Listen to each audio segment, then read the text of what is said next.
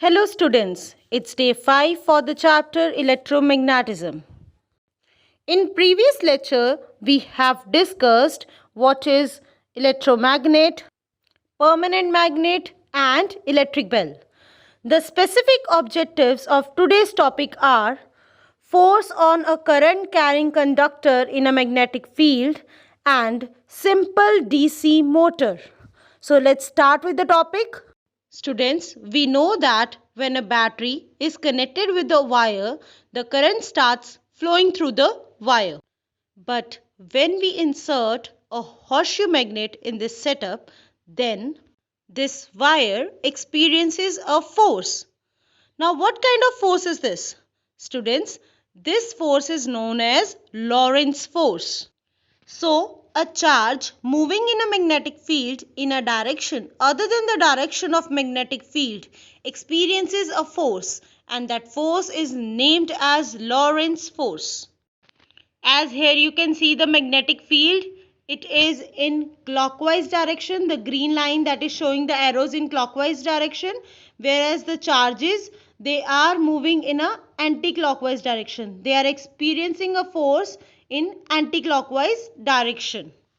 Now finding the magnitude of force, F is directly proportional to I, that is current.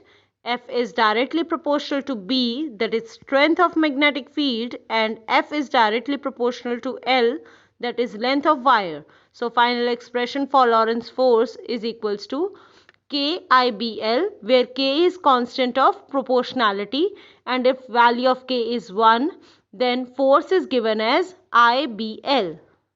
From the above equation, the unit of magnetic field, strength of magnetic field B is equals to F upon I into L, that is Newton per ampere per meter. It is also named as Weber per meter. Now our next topic for the day is Fleming's left hand rule, which will help us to determine the direction of force, that is Lorentz force. Students, Fleming's left hand rule states that if we stretch our forefinger, central finger and thumb of our left hand mutually perpendicular to each other, that is making an angle of 90 degree with each other, then the forefinger will indicate the direction of magnetic field. Here this purple color line will be indicating the direction of magnetic field, and the central finger will indicate the direction of current, and thumb will indicate the direction of motion of a conductor, that is force on a conductor. Our next topic for the day is DC motor. Students, you must have seen common electrical gadgets like washing machine at your homes, like ceiling fan or a mixer grinder. Now, in these all appliances, one thing is common.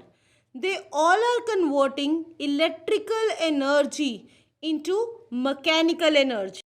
So they all have a common device which is known as an electric motor, a device which converts the electrical energy into mechanical energy.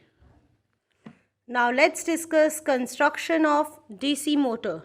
Students, the first main part of DC motor is an armature coil ABCD. Just see it in the diagram.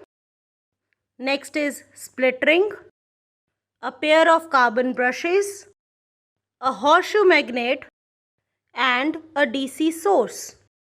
Students, this armature is wound over a soft iron core and it is placed in between the pole pieces of a strong horseshoe magnet. This coil is free to rotate about its axis. When this coil rotates, the split parts of the ring rotate with it, while the brushes being fixed remain at their position. So this completes the construction of DC motor. We will be discussing our next topic, that is working of DC motor, in our next period. Thank you for the day.